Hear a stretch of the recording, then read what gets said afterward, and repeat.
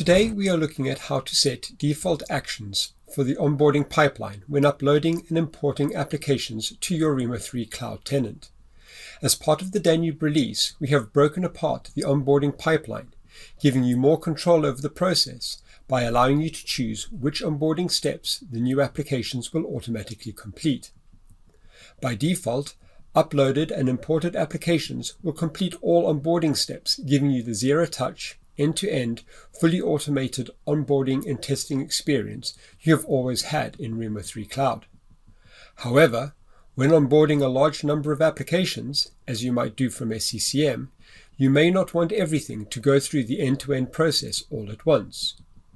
You can choose the desired steps to complete each time you upload or import applications, or you can configure the default actions to apply to each of the onboarding options.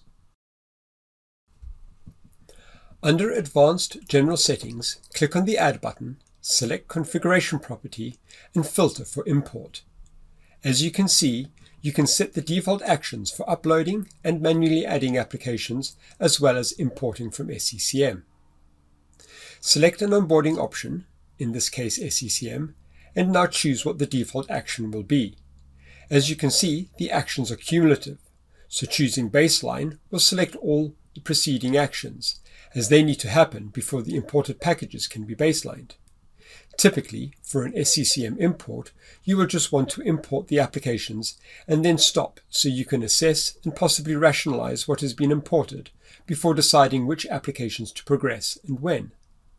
Now, when we return to the SCCM import option, we can see that our chosen default is automatically applied.